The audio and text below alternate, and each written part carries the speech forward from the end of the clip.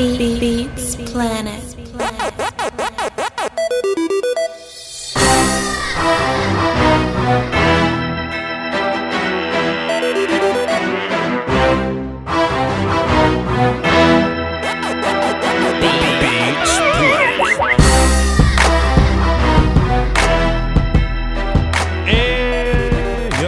We back. We live. What's happening, y'all? It's Voch Lombardi representing Voch Fellow Records. We back like bra straps, fat like ham bone, tight like nut boot, and we came to talk about this draft, man, or at least the this part of the draft process. We just got the combine out of the way. Today was the last day of the combine. On the show, we got Said E Fresh on the phone. What's happening, man?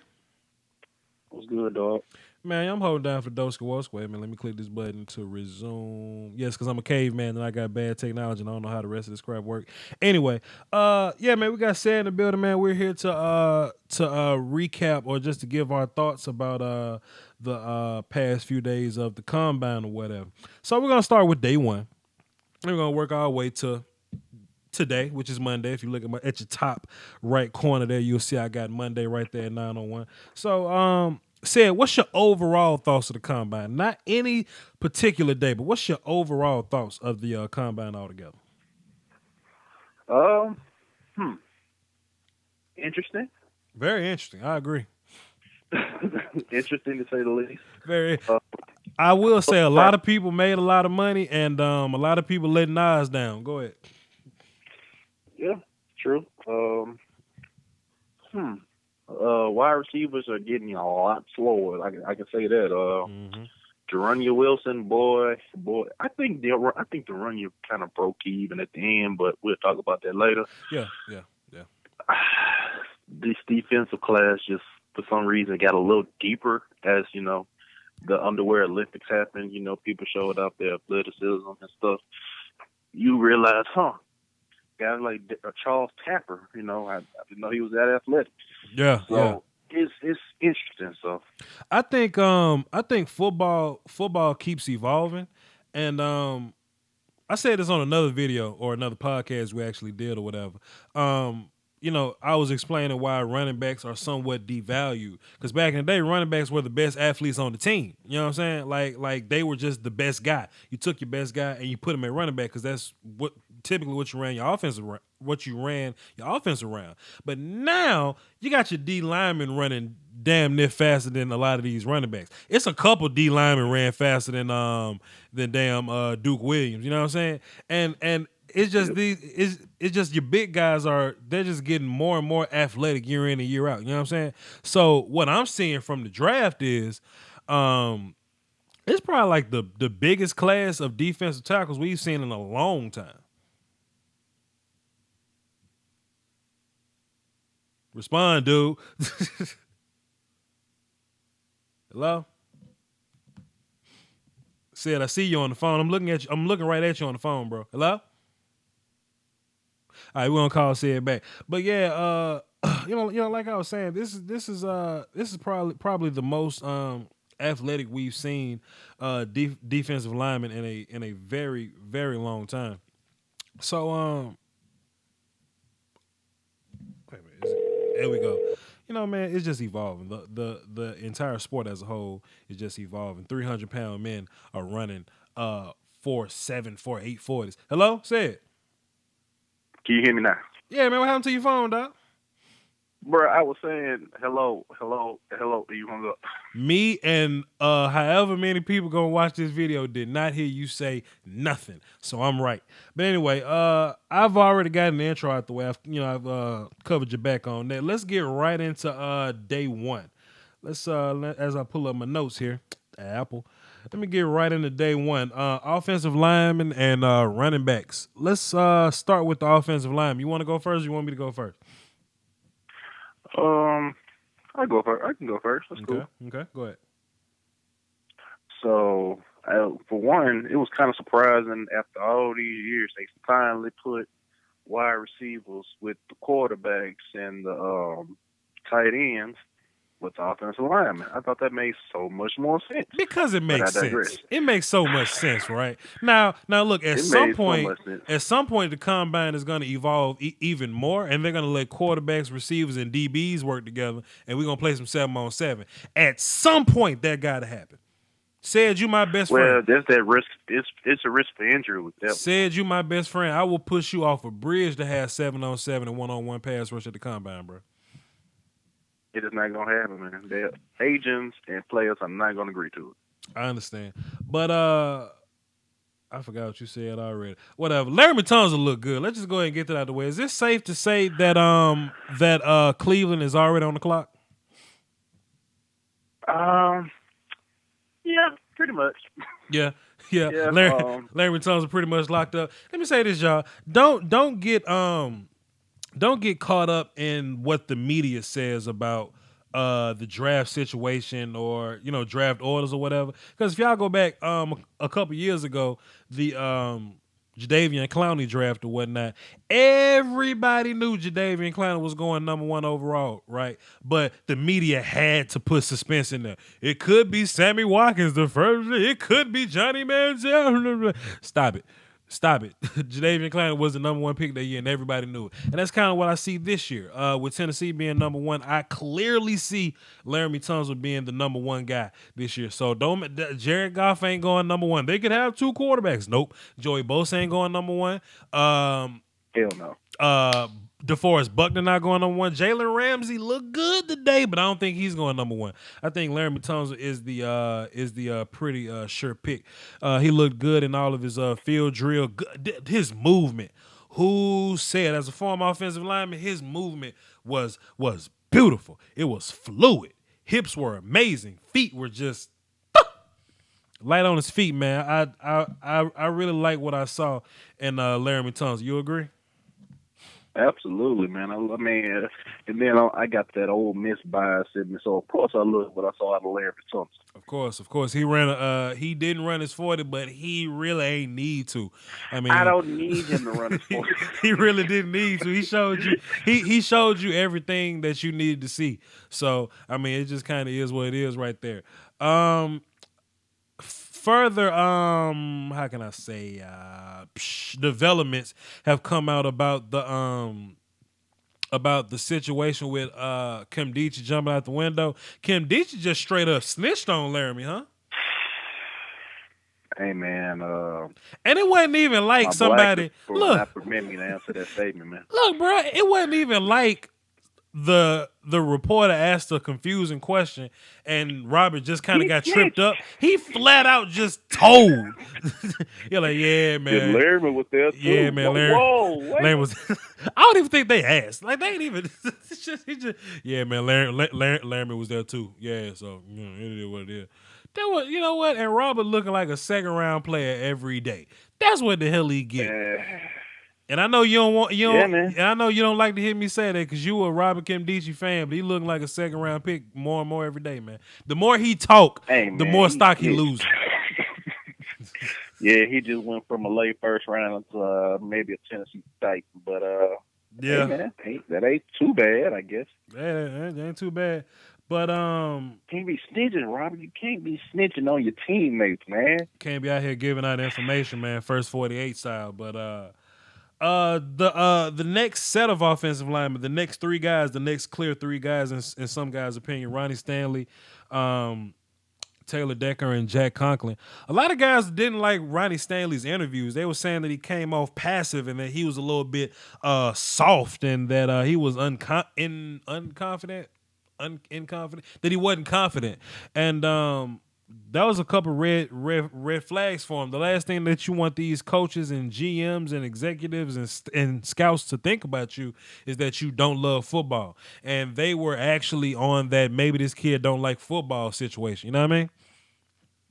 Yeah, okay. This is one thing I've always wondered. Like, I've never been in the interview process. I've never played a down of football. So what makes a coach or a GM say he lacks confidence in his interview? What does that entail? Because I mean, I've had job interviews, but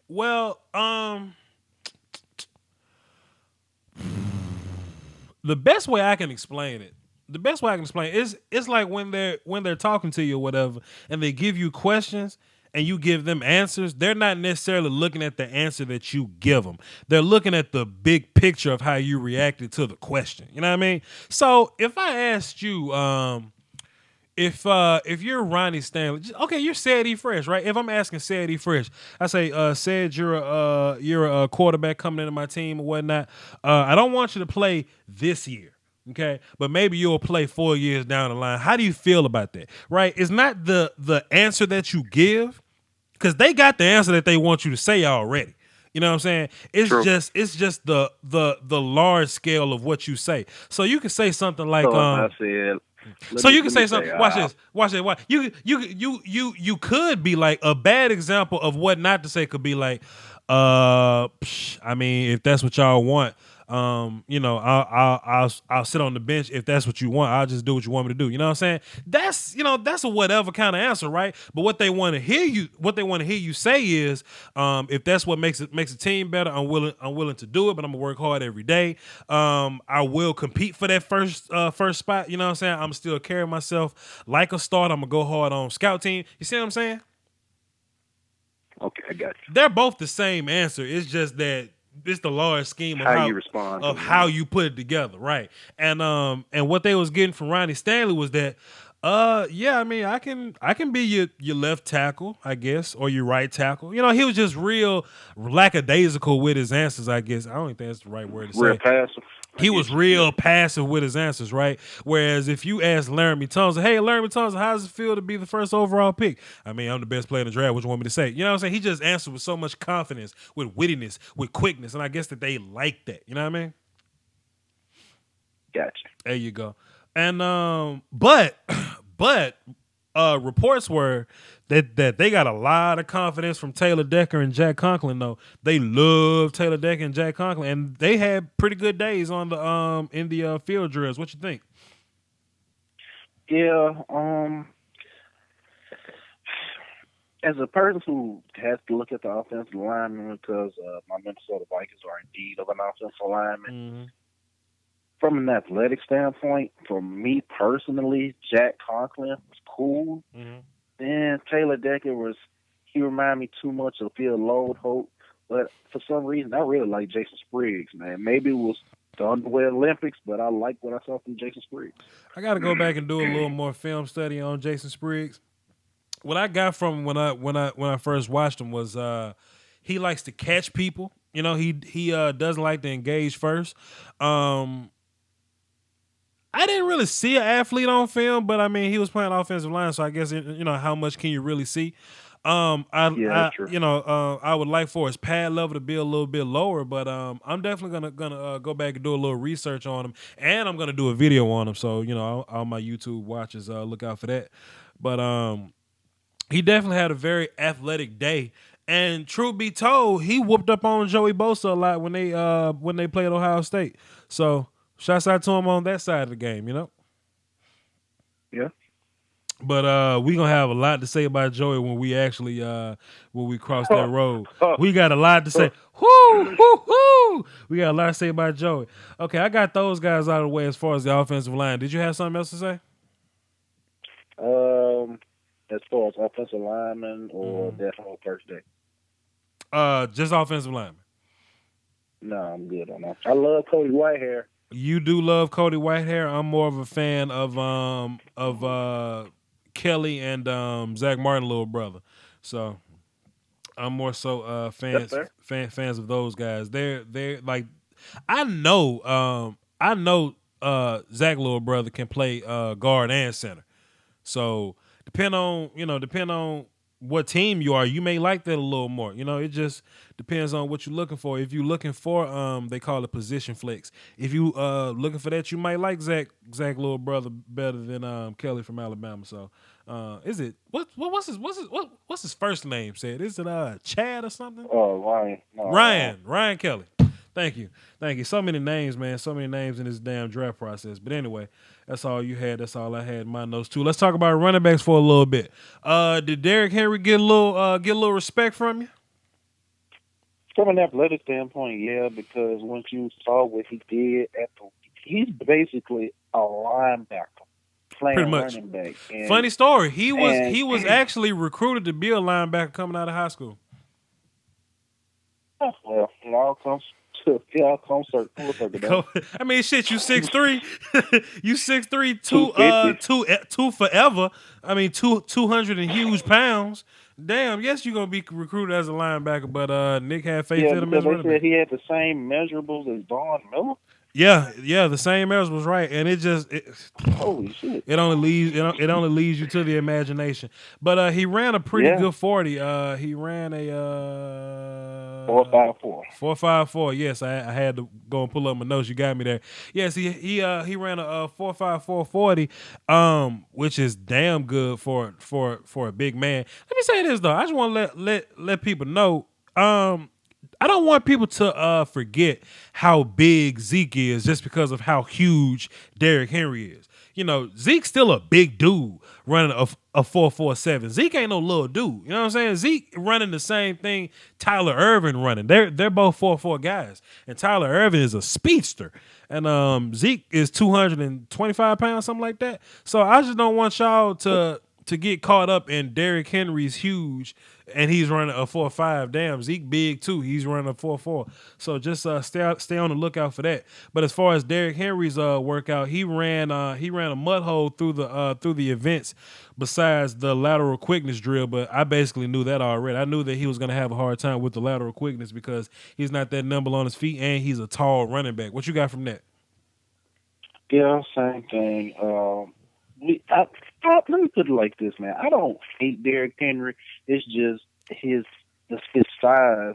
I'm afraid of how it's going to transition to the NFL. Mm-hmm. I'm not saying Derrick Henry is a bad player at all, but he's basically Brandon Jacobs. And I mean, I love Brandon Jacobs coming up, but people are much faster and stronger on the defense, and I don't know how he's going to adjust to NFL speed because he's used to being the biggest and strongest person on the field. He ain't finna be that no more. Dude, everybody gonna be your size.